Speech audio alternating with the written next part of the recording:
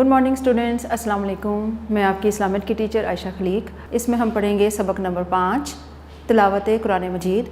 इसमें हम तिलावत कुरान मजीद के बारे में पढ़ेंगे कि उसकी अहमियत और फ़जीलत क्या है, उसके आदाब क्या हैं, तिलावत करते वक्त हमें किन किन चीज़ों का ख्याल रखना चाहिए, किन किन चीज़ों से अवॉइड करना चाहिए, ये सारी चीज़ें इसमें शामिल हैं। फरमान मुस्तफ़ा सल्लल्लाहु अलैहि वसल्लम है कि जो शख्स कुरान मजीद का एक हर्फ पढ़ता है इसको हर हर्फ के बदले 10 गुना तक नेकियां मिलेंगी। मीन्स कि कुरान पाक का एक हर्फ पढ़ने पर 10 गुना तक नेकियां मिलती हैं। और अलिफ लाम मीम जैसे कि एक 3 वर्ड्स का लफ्ज़ बनता है उस पर 30 नेकियां मिलेंगी, हर हर्फ के बदले 10 नेकियां। तो एक जब अलिफ लाम मीम जैसे एक लफ्ज़ बन गया तो उस पर 30 नेकियां मिलेंगी। देखिए कुरान पाक का एक हर्फ पढ़ने पे इतनी नेकियां हैं तो पूरा कुरान पाक पढ़ने पर कितना अजर व सवाब है। इसलिए हमें तिलावत का एहतमाम करना चाहिए। कुरान पाक की जो तिलावत है बाकायदगी से करनी चाहिए, उसमें नागा नहीं करना चाहिए। कुरान पाक पढ़ने के आदाब हैं, उन्हें ठहर ठहर के पढ़ना चाहिए और तवज्जो से ताउज़ तस्मिया के साथ स्टार्ट करना चाहिए। उसके अदब व एहतराम के लिए सबसे पहले वज़ू करना बहुत ज़रूरी है। ठीक है, अब हम इसकी रीडिंग स्टार्ट करते हैं तो हमें मज़ीद पता चलेगा कि कुरान पाक की फ़जीलत और उसके आदाब के बारे में। ओके स्टूडेंट्स, जिस तरह के कुरान मजीद की तिलावत के बारे में है तो सबसे पहले ये बताना ज़रूरी है कि कुरान मजीद हज़रत मोहम्मद सल्लल्लाहु अलैहि वसल्लम पर नाज़िल हुआ, जो कि आखिरी नबी हैं, जिनके बाद कोई नबी नहीं आएगा, वो क़यामत तक के लिए आखिरी नबी हैं। इसी तरह कुरान मजीद भी आखिरत तक के लिए हिदायत का सचश्मा है, उसके बाद कोई किताब नाजिल नहीं होगी।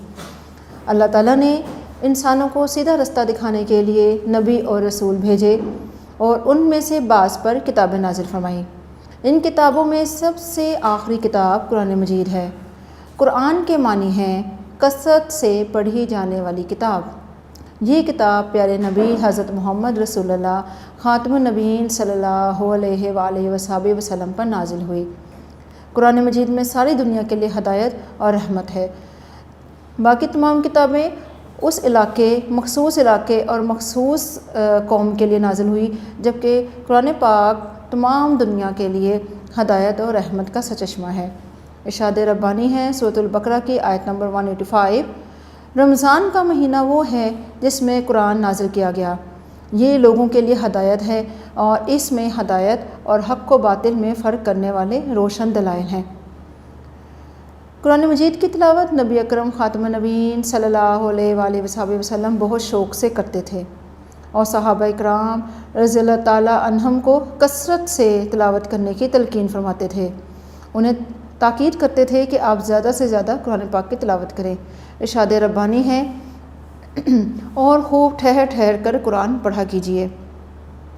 इसी तरह आप ख़ातमुन नबीयीन सल्लल्लाहु अलैहि वसल्लम ने फरमाया कि जो शख्स कुरान मजीद का एक हर्फ पढ़ता है इसको 1 नेकी मिलेगी और एक हर्फ 10 गुना तक बढ़ा दिया जाता है। उसकी नेकी 1 गुना से 10 गुना तक बढ़ा दी जाती है। ख्याल रहे कि अलिफ लाम मीम एक हर्फ नहीं बल्कि अलिफ लाम मीम 3 हरूफ हैं, लिहाजा सिर्फ अलिफ लाम मीम का लफ्ज़ पढ़ने से 30 नेकियां मिलेंगी। अब हम पढ़ते हैं तिलावत कुरान मजीद के आदाब। इसके क्या आदाब हैं? कुरान मजीद की तिलावत करने से पहले दर्ज झैल आदाब का ख्याल रखा जाए। तिलावत शुरू करने से पहले वज़ू कर लेना चाहिए। कुरान मजीद पढ़ने से पहले जिस्म, लिबास और जगह का पाक होना बहुत ज़रूरी है। कुरान मजीद की तिलावत से पहले ताउज़ और तस्मिया पढ़ना चाहिए। कुरान मजीद की तिलावत बाकायदगी से करनी चाहिए। कुरान मजीद की तिलावत दुरुस्त तलफ़्फ़ुज़ के साथ ठहर ठहर कर करनी चाहिए। कुरान मजीद की तिलावत के दौरान इधर उधर की बातें नहीं करनी चाहिए। जब कुरान मजीद पढ़ा जा रहा हो तो खामोशी और तवज्जो से सुनना चाहिए। हमें चाहिए कि हम रोज़ाना कुरान मजीद की तिलावत का एहतमाम करें और इसके तमाम आदाब का ख्याल रखें, इसकी तालीमात को समझें और इस पर अमल करें ताकि अल्लाह ताला की रज़ा और इसका कुर्ब हासिल हो। अब हम इसकी एक्सरसाइज की तरफ आते हैं। कुरान तिलावत शुरू करने से पहले क्या पढ़ना चाहिए? ताउज़ व तस्मिया। इंसानों की रहनुमाई के लिए आखिरी किताब कौन सी है? कुरान मजीद। कौन सी आसमानी किताब की हिफाजत का ज़िम्मा अल्लाह ताला ने लिया है? वो है कुरान मजीद। قرآن مجید رحمت اور ہدایت بنا کر بھیجا گیا ہے ساری دنیا کے لیے۔ قرآن مجید نازل ہوا شب قدر میں، رمضان المبارک کی شب قدر کی رات میں قرآن پاک نازل ہوا۔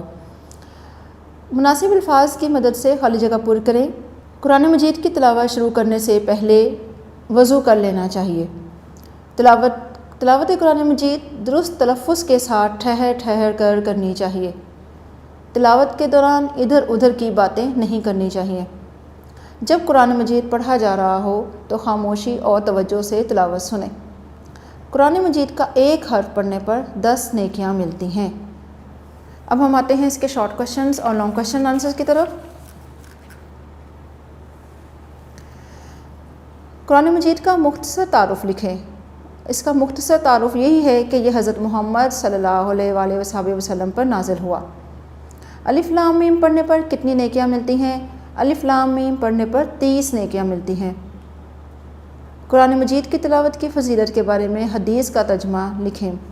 فرمان مصطفیٰ صلی اللہ علیہ وآلہ وسلم ہے، جو شخص قرآن مجید کا ایک حرف پڑھتا ہے اس کو ہر حرف کے بدلے 10 گنا تک نیکیاں ملیں گی۔